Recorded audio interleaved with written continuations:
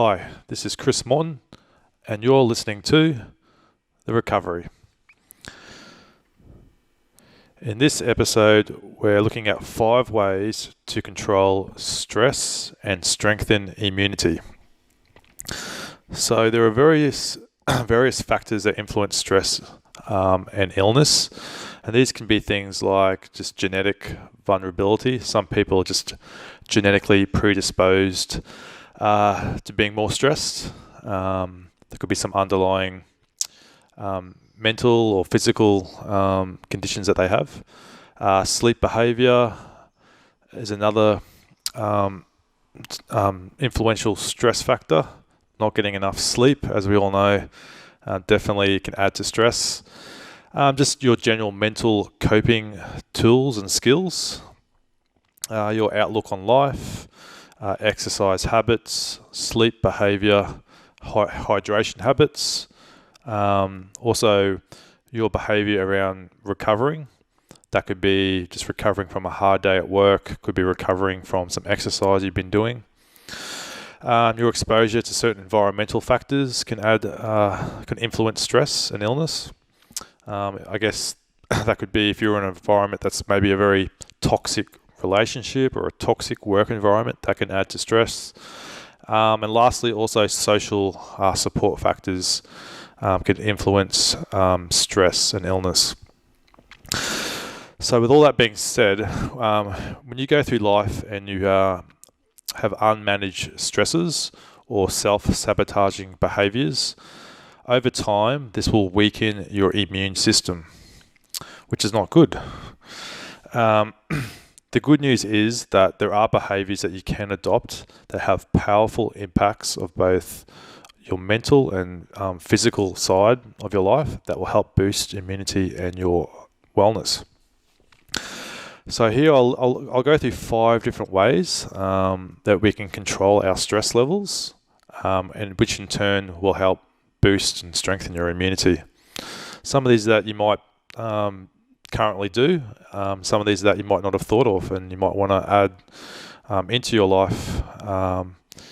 So we'll go through them. So number 1 is to practice gratitude every morning and every night. So accessing feelings of gratitude, things like acts of kindness or random acts of kindness, reliving positive experiences in your life will help activate brain regions associated with dopamine. And everyone knows that dopamine is that good feel chemical in your brain. So doing, reliving these positive moments or just reflecting on them, just gets your mindset in a good place. And doing that in the morning before you start your day or reflecting at night, it's just a good way to boost those dopamine levels. So one action step you can do to actually just sort of get into it and start doing it is just write down your positive experiences in a journal each day. So you might have had ups and downs in your day, but we just want to focus on writing down the positive things that happened in your day. Even if you don't journal them, just to reflect on them. Give yourself a moment in the morning and a moment in the evening just to think about what was the good things that you did in your day. This daily routine can really start to put you in a good mindset. So moving on to number 2 is to adopt a growth mindset. So this basically means, when you're doing unproductive things or if you have unproductive emotions, that's going to cause distress and suppress your immune function. So things like, emotions like anger, jealousy, insecurity, feeling guilty, all these sort of emotions, obviously you're going to do the inverse of what you want, which is, suppress your immunity, make your immunity, weakened.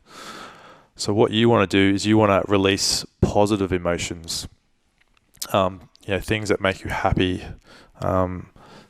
things that you like to do. So what you can do to start to get into that growth mindset is list your behaviours that are yielding a negative feeling which in turn will compromise your health. And listing these behaviours and think about, why you're getting into these behaviours and how you can actually maybe cut them out of your life and do things a different way. So adopting a growth mindset is another way you can sort of boost your immunity. So moving on to number 3. So live your values. So what you want to do is identify your core values that ensure your behaviours are aligning to those core values. When you have a constant misalignment between your core values and your actual behaviours, this actually creates anxiety and will suppress immunity as well. So, for example, I guess one of my core values is honesty. So, at all times, I try and be an honest person. If I get into situations where I'm feeling like I'm lying a lot, I'm not being honest to those around me, then that's going to tug at me, because deep down I know being honest is the way to be, and that's an outlook you should have in life. Honesty is usually the best policy, and when you are doing things that are going against being honest, then that's just going to conflict and add stress. It's like if you do something dishonest in your day or you lie, I bet it eats away at you. And you probably then maybe have to go back to that person and just actually tell them, look, I was being dishonest.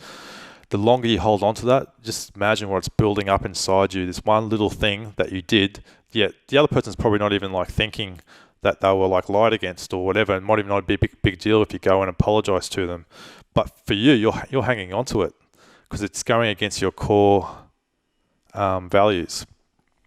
So what you want to do is you want to identify 3 words that describe your most aspirational self. Like, who is the best version of you? Who do you want to become? And once I think you write them down, then everything you do in your life filters through those 3 core values. And then when things that you have been doing in the past or going to do in the future, if they don't go into that filter of those 3 core values, then that's like a flag for you to say, hey, hang on. No, I'm going in a direction I don't want to go. That's just going to add stress to my life. And when you keep going through that filter and doing things that align with those 3 core values, I bet you're going to feel really good with your day, with your life. So number 4 is to engage in relationships that bring you value. So people in your life who nurture you and support your core values will help relieve stress levels. So what you want to do is you want to identify who matters to you. List how they support your core values and what you want from them. What you could ask of this person to amplify your values more. So that's going to be people probably, definitely it's going to be your family and friends. And there might be some people in there that who really don't really make you feel good because it's not aligning with your core values.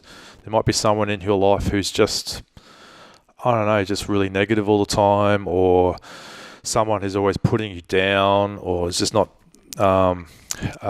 doing nice things for you.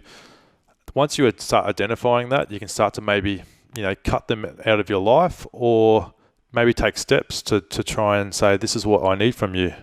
And that in turn is going to help bring your stress levels down. Imagine if you went through your whole day and everyone, who you talked to and dealt with was just a lovely and pleasant person to deal with. I bet you're going to have a fantastic day, but that's probably not reality. You're going to come up against people who brush you up the wrong way, or have different ideas on things. But what you want to do over time is just engage in relationships that bring you more value. And when you have more value, you're going to feel good, and that's going to help boost your immunity and make you feel a lot better. So number 5 is to focus time and attention on what you can control. So we put a lot of stress on our system, on our body, on our mind when we focus on things outside our immediate influence. You can find peace on things that you can control directly. This is not, to be a controlling person, but just to to not worry about things you can't control. So, like, for example, right now we're in the COVID-19 pandemic, and we can't control that. So don't try and worry about the whole big thing that's going on with it. Just control what you can do within your day, which is at the moment just doing essential services.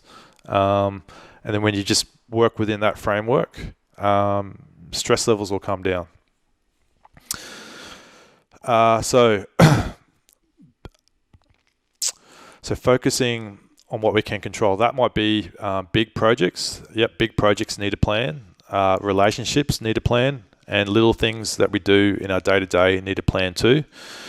Because feeling organised and in control, however that is for you, stimulates and increases the tone of the vagus nerve, which helps your nervous system speak to your cardiovascular system in a more efficient way. So it's a real hard wiring there of the body. When you actually feel organised, it's like your body starts and your brain starts working for you. So some action to get this into place is to augment feelings of control and thinking about organising life demands into 4 major buckets. One bucket could be repeatable habits that you can control that will contribute to your personal happiness and well-being. Another bucket could be big projects that you have in your life. Another bucket could be relationships that you can directly influence. And another bucket can be chores that you have to tackle in your day-to-day. So you want to schedule these things just as you would for a work meeting or a commitment. If you schedule it, that means there's an action item attached to it. So, for example, in the repeatable habits bucket, maybe your goal is to exercise for an hour once a day. If you don't schedule that in, if you don't schedule a time to do it, the chances are this behaviour happens consistently less. Research has repeatedly found that when behaviours are tracked and evaluated, they improve drastically. So for me, I like to exercise just for 1 hour a day. That's generally doing my CrossFit class. Obviously, when we were running the gym normally, that would be just, I like to do the 9:30 class. It fit in with my day, with my family commitments and everything else going on, the 9:30 to 10:30 class. And I just basically schedule that in, make sure I do it. Doesn't matter how I feel. Just go to the class and always end up feeling really, really good after it. If I can't make that 9:30 class, then maybe I don't get to do that day, or maybe I can do it later in the day. But just having it scheduled in as a non-negotiable in the day, that really works for me. Also for big projects or things that need to be done within the business, I put that in my diary. So like every week I reconcile the books of the business, or the incomings and outgoings, and just do that every Monday. Have like a weekly meeting with the coaches, and just do that. It's just in the diary every week. Things like that. When you do it and scheduled in, that just works for your body, helps boost your immunity. So there you have it, guys. That's the five ways to control stress to strengthen immunity, which is quite timely with being in the COVID-19 pandemic. Keeping our immunity high hasn't been more important than ever. So there are 5 ways. So let us know if there's any other ways that you like to help boost your immunity, or if anything there sort of struck a chord with you, or anything that you liked or disliked with what I said. Just let us know.